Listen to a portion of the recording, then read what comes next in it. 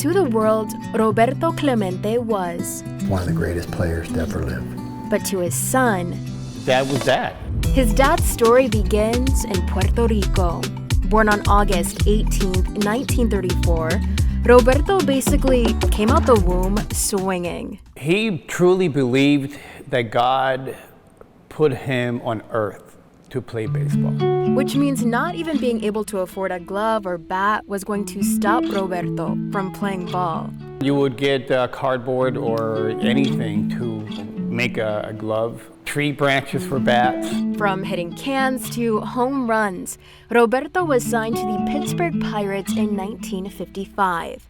With unmatched talent, you'd think he'd be an immediate catch in the U.S., but that wasn't the case. The white people didn't accept him here at first. Founder of the Clemente Museum, Dwayne Reeder, says the Pittsburgh newspapers were cruel to Roberto, mocking his broken English. When he would say, "I hit the ball," it sounded like heat. So they would actually spell it like heat. I really think it was a prejudiced thing that a lot of the white writers just had it out for him. The disrespect didn't end there. They wanted to Americanize his Roberto as Bob. Even his top cards, baseball cards, have Bob.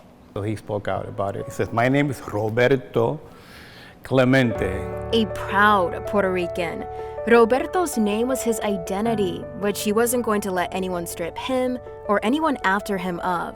He wanted to represent his people, the minority people, and he put those people on his back to be able to make sure that they were respected as well. That demanded respect would finally be given once people realized what Roberto could do on the field. A right fielder, that was his office. Roberto played his heart and soul out each game. Everything he did was special. The way he walked, the way he ran. The way he hit. Roberto Clemente would become the first Latino to collect 3,000 hits. He's the gatekeeper of that club. Be the first Latino to be inducted into the Hall of Fame. He'd also win 4 batting crowns, 12 glove awards, and lead the Pirates to the World Series championships not once, but twice, being named most valuable player of the 1971 World Series. Another feat?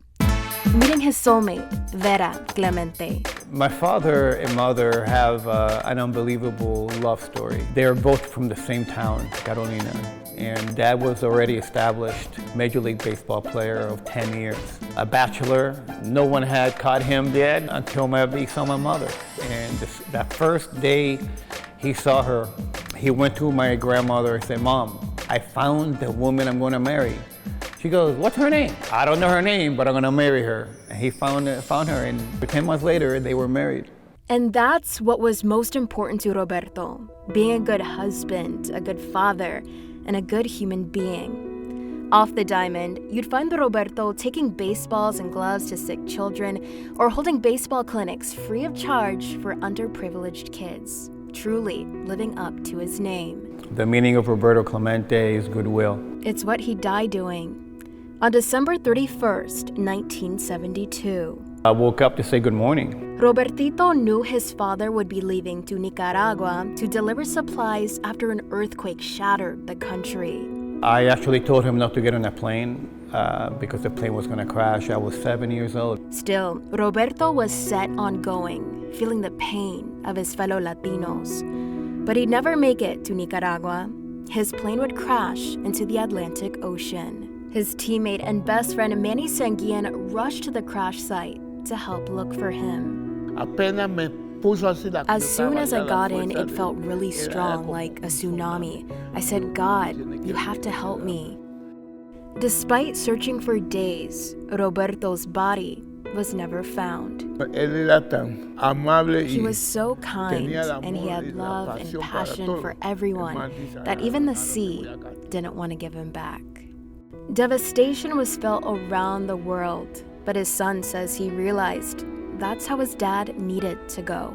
If he had gone any other way, perhaps people would have never noticed the person that he truly was. A life lost too soon. Roberto's legacy will last forever as he continues to inspire even today.